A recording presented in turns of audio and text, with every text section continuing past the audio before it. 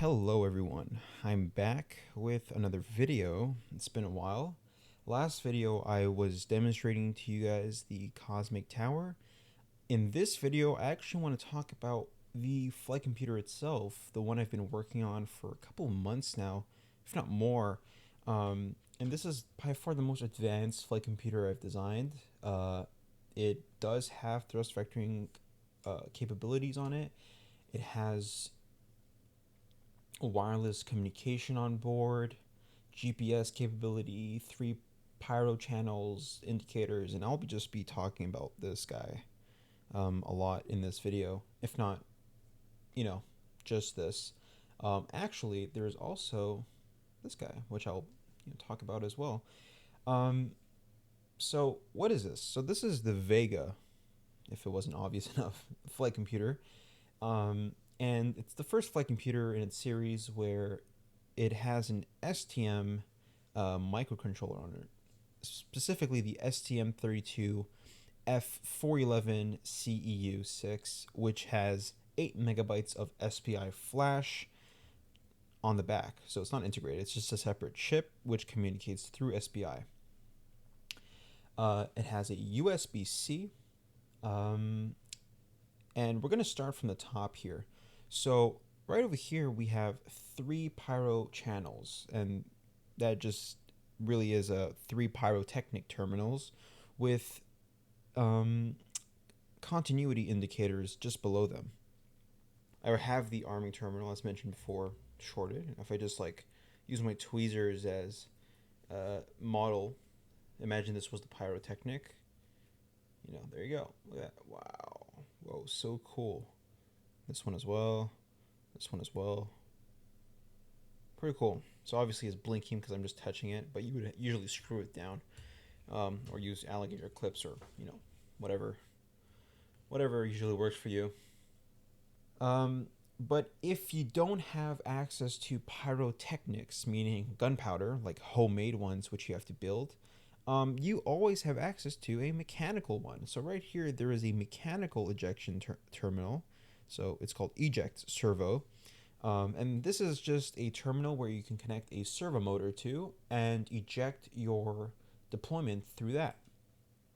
And that's very useful if you want to have a spring mechanism for your ejection. It also has header pins if that just makes your life easier. You have 3 Molex connectors on this side. 2 of them are for the GPS, and the one below is to connect to the board underneath, which is your transceiver module. Right over here, you have your TVC terminals. So you have them both as a kind of terminal blocks, or your header pins, if again that is just easier to debug with, just quickly in and out. Oh, by the way, you might hear my bird in the corner. So over here you have your 2S battery connector. It's basically just your lithium ion, which is the recommended way of powering your rocket. But right above it, you have also an external 9-volt battery connector, or a miscellaneous battery. So it really is just a plus or minus terminal you can screw down to. Now, always make sure that you have them connected properly. You don't want inverse polarity. That can really damage the board. But there is a diode for that in the back, which you can replace right over here. Right above the battery terminal, you have your bypass terminal. This bypass terminal, as it basically hints to, is just to bypass this physical switch in the middle, because you really don't want your rocket to be relying on this simple switch in the middle. I mean, there's a lot of vibrations, and if you have something maybe laying over this, or it might move and just turn off and it's over, right? Your rocket is going to crash, and we don't want that. So there is this bypass terminal, which if you short, will keep the flight computer on indefinitely until you remove that short. It's low, very, very low power consumption, so you don't have to worry about it actually running, drawing too much current when it's idle. It really doesn't.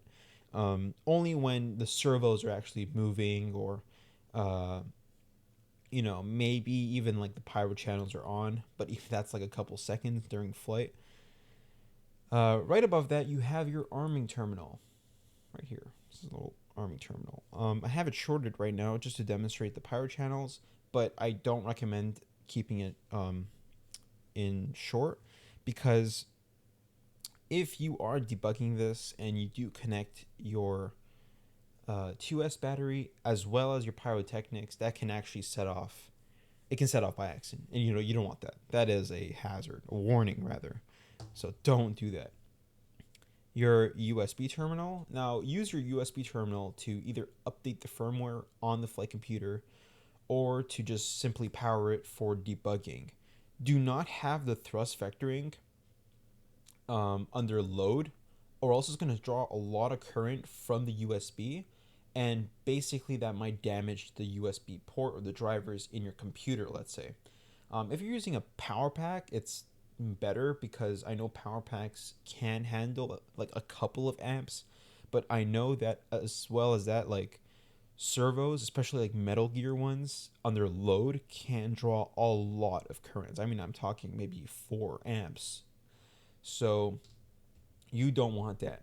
Regarding current draws and voltage, you have 2 regulators. Actually, one of them is just a system regulator, so it's 3.3 volts, and I believe it's 3 amps or 5 amps, but that's way more than what the system actually needs. And the other is a 5-volt regulator, which can draw, or can handle rather, 12 amps of current, which really should suffice for any thrust vectoring needs. Below your USB-C, which I skipped, it's just a little on LED to know the system is on. Above it is the PC13 LED, which I programmed so that if it runs into a problem, like if when it's booting up, the IMU is not connecting, well, it will actually start blinking in a specific pattern so that you know that it's the IMU that's actually the problem. I will also probably like add a feature in the tower where it says that it's the IMU not responding, and so you might have to fix it yourself. And sometimes that happens after like the rocket crashes down, like nosedives. Pads can be like moved around or cracked or something. So if you're curious, this right here is your IMU. And this is your barometric pressure sensor. All that is also available online. I'll make that available online in case you have to actually, fix it yourself. Here you have your buttons. This is your boot 0 and your reset.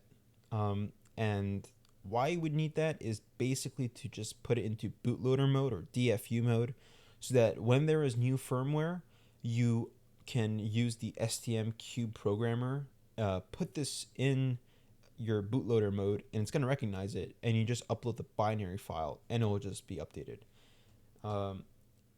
And just an example of what could happen, here I have just a power pack, or I'm going to actually connect it to my computer here. So let's say you're just working with it, you turn it on. And what can happen is, sometimes you just press both at the same time, right? Rather like that. There you go. Now it's in bootloader mode. And a lot of people might think that, oh crap, I just wiped the firmware on it by accident. Well, you don't have to worry, because if you just press reset again, it's going to go right back to whatever, program or loop program was running on it. So it is safe in that end, so that you don't actually wipe the software. That would be very bad. So that's good. Also, you could just use the reset button as a regular reset button. On very, common microcontrollers have that. The main status is an RGB LED, just for convenience. And so I'm pretty sure that's it for what we see on the top. Let's go to what we see on the bottom. And what you may have noticed was that there is a backlight right there. And if I turn it, you can actually see it right here. It's just a backlight. The only purpose is just to make things more visible in the rocket when you're working with the computer in the body tube. So sometimes it gets pretty dark in there. You don't want to put your phone in there like a flashlight. So this will actually make things brighter so when you're working on the flight computer. This secondary board is not directly screwed on, like it's not metal to metal. It's actually going through shock absorbers between both panels. There's two up here, two down here, with O-rings under each nut. So it's just to reduce the vibrations between both boards. The Molex cable goes from beneath on the top, or from the top to the bottom, to this E220 LoRa module from eByte. This module, depending on the antenna configuration, if you really do upgrade it to a very, very hefty antenna, which is SMA standard, can handle up to 5 kilometers of range, which is quite good actually for this little guy. Over here you have your these are all SS34 diodes, so that it's easier to replace if needed. If one, like let's say, if this one burns, you could just desolder this one, put it here, and there's a spare in the bag. So I'm just gonna unscrew this now and show you what's on the bottom.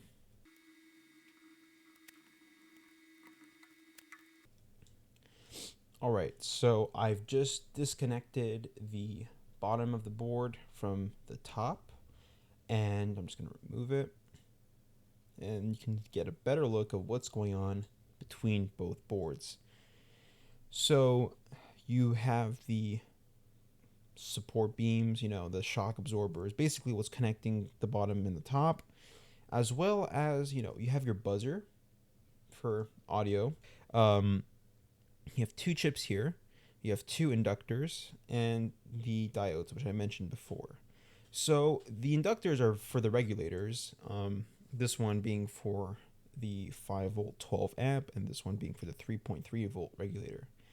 These 2 chips, one of them being the SPI flash and the other being for the EEPROM, and I believe this one is actually the EEPROM. The EEPROM stores the settings that you send from the tower directly onto the flight computer. So you don't need to re-upload code every single time you boot up the flight computer. That would be very, very much a hassle. And this one is your SPI flash. And if you want to check out the website, you can just scan the QR code just to, I guess, I didn't know what to put there, so I just put that. So I've just put the flight computer back together, and this guy is your module. More specifically, the Cosmic Tower module. This one will communicate between your computer and the flight computer, so it's like the middleman. And that's also something I was working on. And I'm going to just show you a demonstration of how seamless this is, because you don't want to start working on things on the launch site. So basically, I'm going to power the flight computer on with this 2S battery.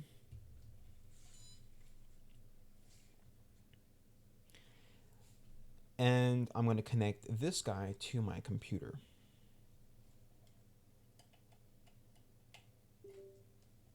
And I didn't do anything, by the way, before this. As you can see, it's already communicating. And you notice that, if I get the wire straight here, that the light travels from the antenna to the USB. Now, what does that mean? And I made it that way so that you would know that you're actually receiving information from the flight computer. If you were to transmit information, the light would actually travel from the USB to the antenna. And this will let you know if you're receiving or transmitting. The rate at which you are sending when it's idle, meaning that it's not actually in launch mode, is what? 1, 2, 3, 4. So once every 4 seconds, because you don't want to flood data to the computer when there's nothing happening, right? You just want to see the temperature, continuity maybe, nothing too specific. But once you put it in flight mode, or if I just give it a little jolt, there you go, it's going to be receiving more data.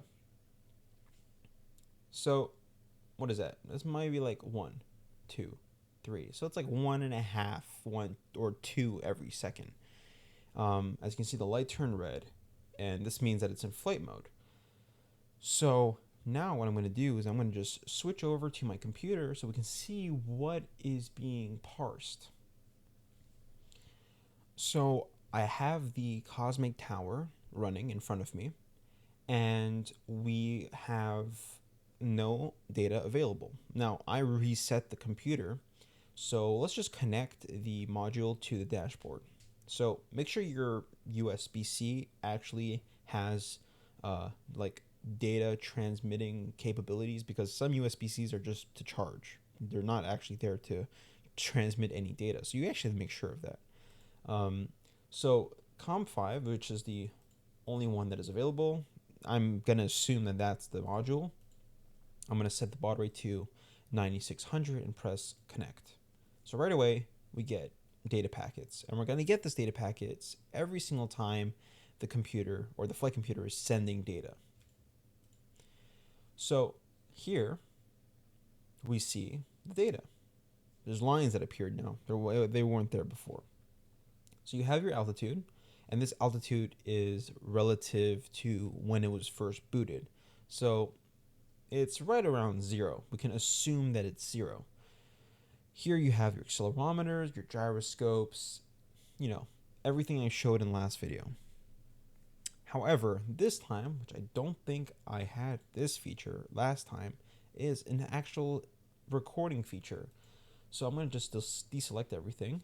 And now what you can do is, let's say you want to see the temperature, pressure, and altitude. And these are basically to log this data onto a file on your computer, which you can then analyze later. Now, this data is the data that is being transmitted to the tower. So if I press start, well, it's going to start recording all the data that's coming from the port. So all this data is being parsed and displayed here. So all these values will be saved on an Excel sheet, which you can then check out later on. So I'll just press stop. Are you sure you want to stop? Yes. And right down here, it tells you where it was saved. So I'm going to go ahead and open it up for you guys. So right in front of me is the data that was logged for, I think it was right around 16 seconds. I don't remember exactly. But here is the data. And we logged the temperature, pressure, altitude. These will not have anything because I didn't select those. And so, you can really easily just take this, for example, press insert, chart, and turn it into a chart. It could be a line chart. And just like that, you can analyze your data. Now, this data can be pretty much anything. In this case, I just chose temperature, pressure, and altitude. Pressure is pretty common. Altitude is also pretty common because you want to check the peak, right? How high it went. So that's an easier way, or very, very useful information to actually gather. So I'm going to go back on the tower. So I'm back on the tower, and another feature I'm going to add is the data dump, so that you just simply press data dump. You can see the files. It'll dump that data onto your computer, and this is the information on the flash. I already went through these ones before. On the debug is where you can just, for example, you have launch detect, battery, your start angle and end angle for mechanical ejection, and your TVC offset for your servos. So you can add an ejection delay. So if I go here and press, for example, 5 seconds, and let's say the launch detection, I'm going to put at 25 meters per second square. Ignore the G. This was, it's just, it was there in the beginning. I'm probably going to switch it back to meters per second. And I press, for example, send. Well, it just sent it to the flight computer. Now, this is in debug mode. But just like that, as you can see, it's in flight mode now, which means it's purple. And I press debug. It's going to go yellow. And in debug mode, it's basically risk-free of launch detection. So you can do whatever you want. Nothing's going to happen. It's actually just transmitting data and waiting to receive debug or peripheral data. So I'll press send. And as you can see, the lights for the receiving lights turned on, and so it's saved on the EEPROM. You could turn it back to flight mode when you're done, and it's ready for launch. PID tuning is a page which I decided to make as a draft. I really want this to work, hopefully.